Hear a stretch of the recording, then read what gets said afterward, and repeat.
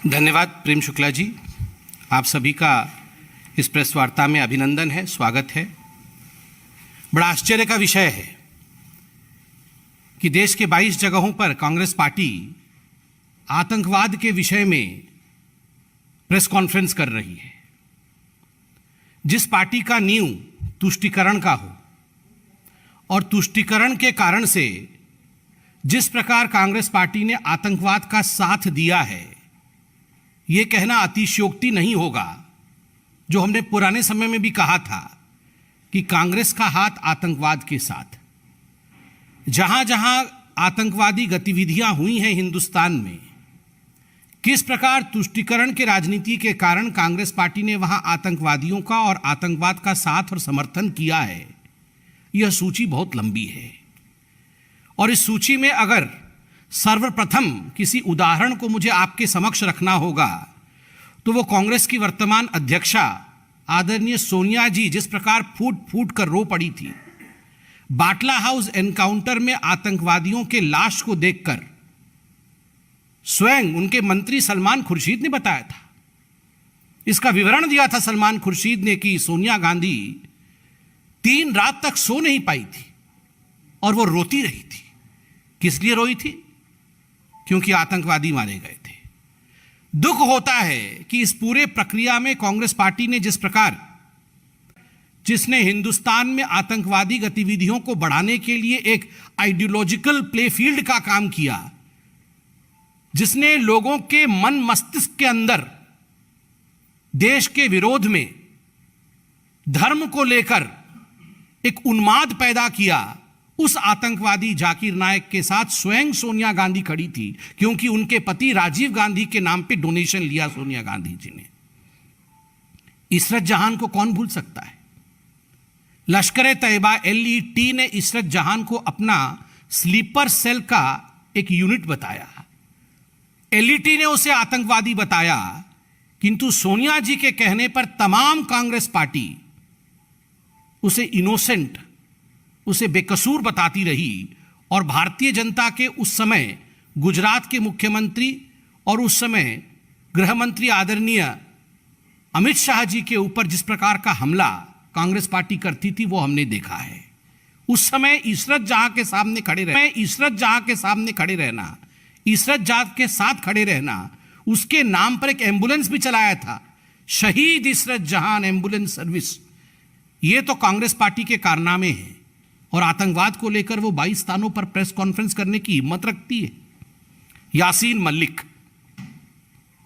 Kashmir files के माध्यम से वो नृशंस दृश्य जिसमें यासीन मलिक खुद बंदूक उठा करके बेगुनाह लोगों की हत्या करता है, और आपको याद होगा केवल हत्या ही नहीं करता है, प्रेस कॉन्फ्रेंस करके और साक्षात्कार अर्थात इंटरव्यू के माध्यम से कहता है कि yes I have killed Indians, मैंने हिंदुस्तानियों का अपने हाथ से खून किया है।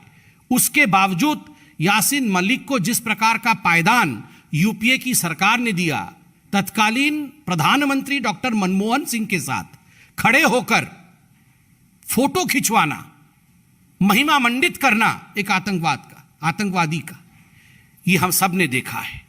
वो आज आतंकवाद को लेकर हमें घेरने की कोशिश कर रहे हैं। बुरहान वानी जिंदा रहे।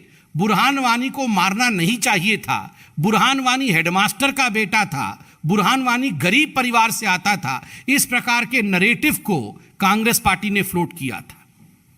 बंधुओं, कोई तो कारण होगा जो हाफिज सईद जैसा कुख्यात आतंकवादी अगर किसी पार्टी से विश्व में प्यार करता है तो उस पार्टी का नाम कांग्रेस पार्टी है। उसने अपने एक इंटरव्यू में कहा था कि हिंदुस्तान में कुछ अच्छी पॉलिटिकल पार्टीज भी हैं, कुछ अच्छे पत्रकार भी हैं और कुछ अच्छे पॉलिटिकल पार्टीज भी हैं, कांग्रेस जैसे अच्छी पॉलिटिकल पार्टी है। क्या कारण है जो आतंकवादी हाफिज सईद को कांग्रेस एक अच्छी पार्टी लगती थी? कोई तो कारण होगा ना, कोई तो सांठगांठ होगा। Yes, Hafiz loved Congress party because Congress protected them. Congress ने हमेशा उन्हें प्रोटेक्ट किया, हमेशा उन्हें संरक्षण दिया। इसी कारण से आतंकवादी कांग्रेस को पसंद थे और कांग्रेस को आतंकवादी पसंद करते थे। आपको याद होगा जब याकूब मेमन की फांसी हुई थी, कांग्रेस के कई नेताओं ने उस पर किस प्रकार का माहौल बनाया था। शशि थरूर अंग्रेजी में और दिग्विजय सिंह हिंदी में चिट्ठी लिखते थे। शशि थरूर और दिग्विजय सिंह ने जिस प्रकार का माहौल बनाया था कि याकूब मेमन को फांसी नहीं होनी चाहिए, और कांग्रेस पार्टी ने उसे स्टेट स्पॉन्सर्ड टेररिज्म का नाम दिया। स्टेट स्पॉन्सर्ड टेररिज्म था, एक आतंकवादी जिसको तीनों लेयर ऑफ जुडिशियल सिस्टम ने, lower court, high court, supreme court, तीनों में फांसी होती है, जो निहत्थे हिंदुस्तानियों के मौत का जिम्मेदार था। उसके लिए कांग्रेस पार्टी जिस प्रकार से खड़ी थी, स्वाभाविक रूप से यह कहना अतिशयोक्ति नहीं होगा कि कांग्रेस का हाथ आतंकवादियों के साथ। और जहां तक राहुल गांधी राजकुमार का सवाल है, जिसको अरुण जेटली जी ने बिल्कुल सही कहा था, the clown Prince of the Congress, Rahul Gandhi JNU में जाकर अफजल हम शर्मिंदा हैं, तेरे कातिल जिंदा हैं, हर घर से अफजल निकलेगा, तुम कितने अफजल मारोगे हर घर से अफजल निकलेगा, इस प्रकार के बयानों का समर्थन करने वाले राहुल गांधी आज उन्हें शर्म आनी चाहिए। आज उन्हें अपने गिरेबान में झांकना चाहिए कि आतंकवाद को लेकर आप प्रेस कॉन्फ्रेंस करा रहे हैं। कांग्रेस पार्टी को आतंकवाद को लेकर एक माफीनामा, एक माफी करार लिखना चाहिए कि किस प्रकार से उन्होंने विगत इतने वर्षों तक, और खास करके जो 10 वर्ष यूपीए का शासनकाल 2004 से रहा था 14 तक, उस समय किस प्रकार उन्होंने आतंकवाद को बढ़ावा दिया है। बंधुगण, मैं याद दिलाना चाहूंगा कि जहां तक आतंकवाद का सवाल है, आप याद करिए वो 10 साल यूपीए के, उस समय हर एयरपोर्ट में, हर रेलवे स्टेशन में, मेट्रो के सामने अनाउंसमेंट होती थी कि बैठने से पहले आप जांच कर ले आप कहां बैठे हैं, आप देख लें अपने सीट के नीचे कोई बम तो नहीं रखा है। उस जमाने में इस प्रकार का माहौल था कि टिफिन का डब्बा कहीं दिख जाए तो वो टिफिन का डब्बा कम और बम ज्यादा नजर आता था। उस जमाने में स्कूटर कहीं अकेली खड़ी नजर आ जाए तो मान पड़ता था कि अभी ये स्कूटर फट जाएगा। इस प्रकार का माहौल पूरे हिंदुस्तान में बनाया गया था, खुद सरकार को अनाउंसमेंट करनी पड़ती थी। 2005 में याद करिए किस प्रकार जुलाई के महीने में राम जन्मभूमि के ऊपर हमला हुआ था।